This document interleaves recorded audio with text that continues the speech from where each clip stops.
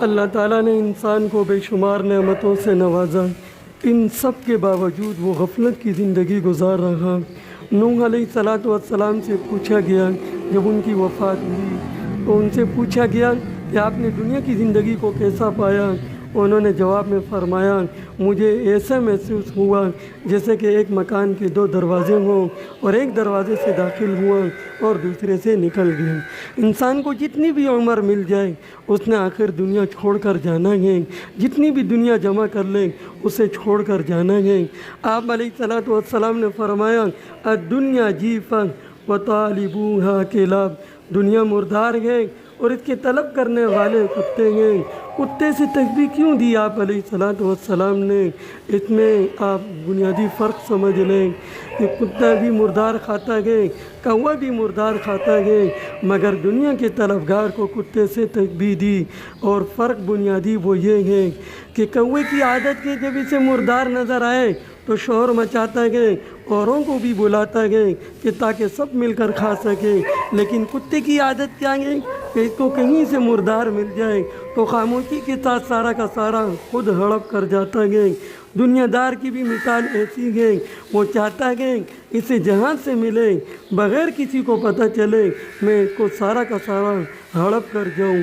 کوے کو دیکھا گیا کہ وہ باقی مردار کا گوشت تو کھا لے گا، لیکن مردہ کوا پڑا ہوا راستے میں ملے تو اسے نہیں کھائے گا۔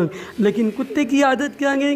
جہاں وہ باقی جانوروں کا گوشت کھا لیتا ہے اور اگر اسے مردار کتا بھی نظر آ جائے تو اسے بھی کھا لیتا ہے۔ دنیا دار بندہ بھی اسی طرح دوسرے انسان کا مال ہضم کرنے میں اپنی صلاحیتیں اور اپنی زندگی داؤ پر لگا دیتا ہے۔ پھر دیکھا گیا کوا جہاں بھی مرے دوسرے کوے وہاں نہیں آتے، اس سے عبرت پکڑتے ہیں۔ چنانچہ کوے کو مار کر لٹکا کر دیکھیں، دوسرے کوے وہاں سے غائب ہو جائیں گے، وہ عبرت پکڑتے ہیں۔ لیکن کتا عبرت نہیں پکڑتا، ایک کتا جس جگہ مرے دوسرا اس جگہ پہنچ جاتا ہے۔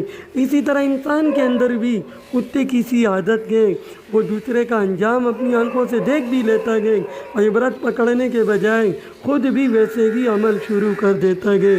کوے کو دیکھا گیا کہ اگر دن میں وہ مردے کے پاس ہے بھی تو رات کو مردے کو چھوڑ کر گھونسلے میں واپس آ جاتا ہے، مگر کتے کی یہ عادت نہیں، وہ دن میں مردے کو کھاتا ہے اور رات کو اس کا پہرا دیتا ہے، دن میں بھی مردے کے پاس اور رات بھی مردے کے پاس۔ اور یہی دنیا دار کی بھی مثال ہے کہ سارا دن دنیا سمیٹنے میں لگا رہتا ہے اور ساری رات دنیا سمیٹنے کی پلاننگ بناتا رہتا ہے۔